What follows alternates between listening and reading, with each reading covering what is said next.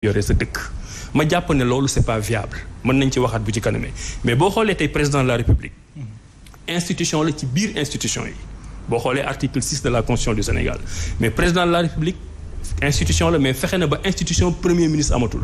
D'accord. fexe na ba assemblée nationale di gouverner par loi d'habilitation surtout moment de crise yi. fexe na ba pouvoir yi maires yi amoon yépp moom mu récupérer ko donc ñun bëgguñu doon ay maires yoo xam ne nit ñi dañuy am ci yow yaakaar mais bu ñu ñëwee yaakaar boobu doo ko mën a matale parce que boo naree liggéey président de la république loolu la ci bàyyi. D'accord alors finalement est-ce que kon c'est pertinent ñu tëgg ay élections locales. ci jamono joo xamante ne ni manquement yu bëri ci am ci acte 3 de décentralisation corrigé wuñ ko. waaw ki ko tëgg moom noonu la ko bëggee. ki ko tëgg moom loolu la ciy wut.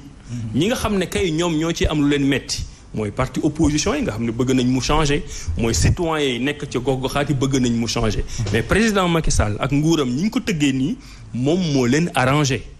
déjà bëgg nañ ñoom maire yëpp ñoom ñoo koy gagné.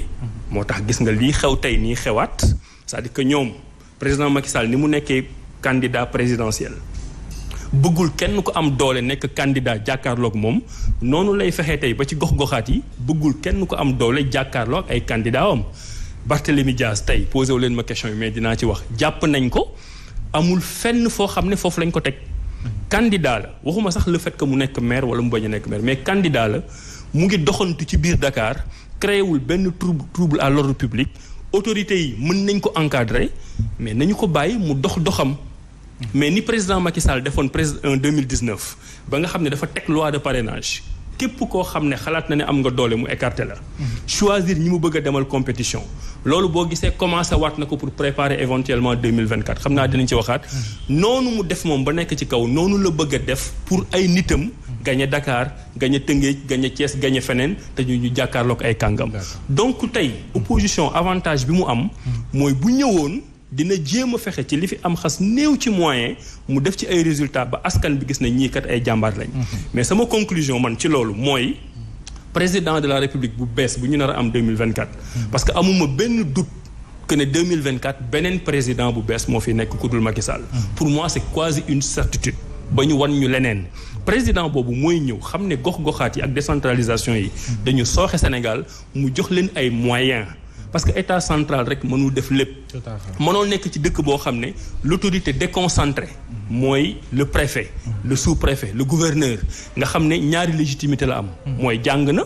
askan bi jox ko bopp parce que dafa def ay concours génn ci dañu am mérite mais beneen légitimité bi mu am mooy décret rek moo ko fa teg kooku mënul nekk ci gox bi ëpp fa doole maire bi nga xam ne waa gox-goxaat bi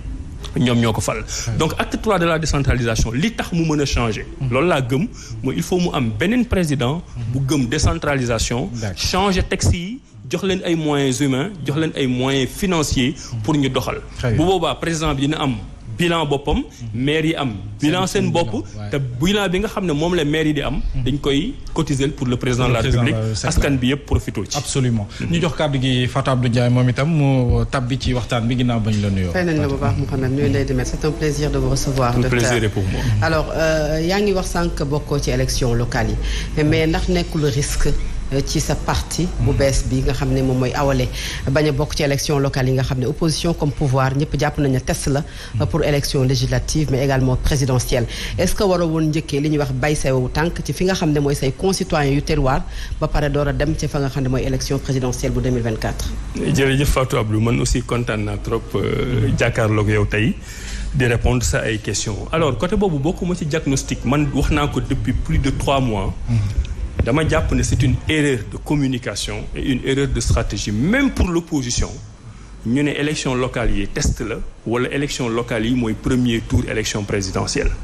pour man erreur de communication la erreur de stratégie la parce que élection locale yi ku nekk mën na ko gagner parce que li koy gagner du président Macky Sall en tant que tel am na ñu ànd ak président Macky Sall di ko votel élection présidentielle du ñu votel ay nitam ci gox-goxaan ba ñu dëkk ñun ñooñu bu ñu gañee ci gox-goxaan yooyu ñu dëkk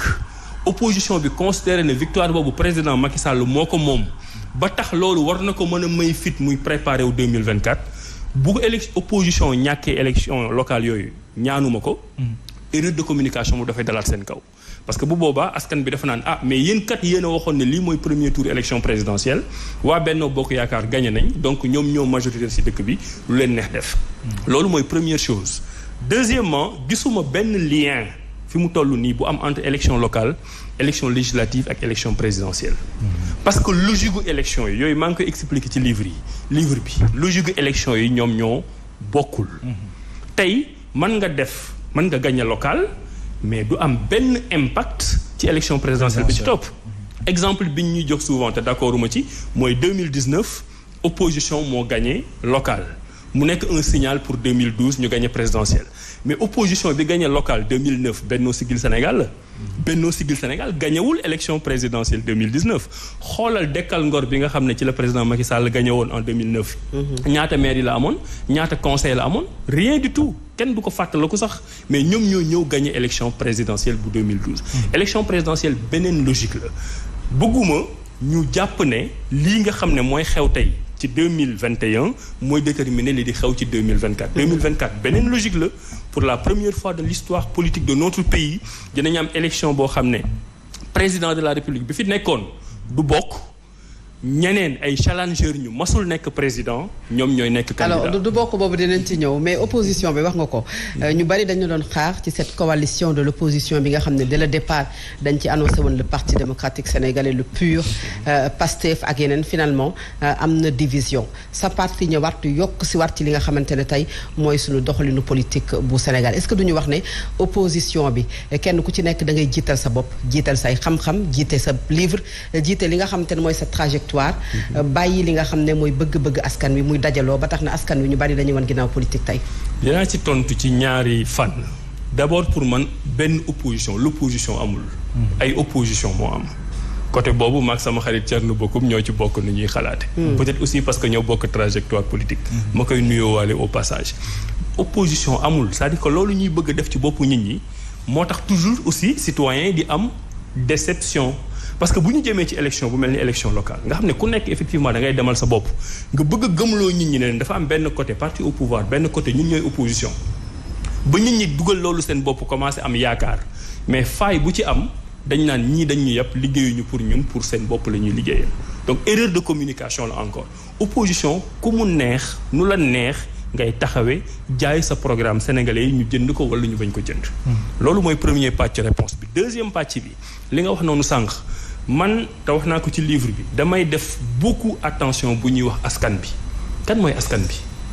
fan la askan bi nekk ban salle de conférence la askan bi toog réunir ba joxe kàddoom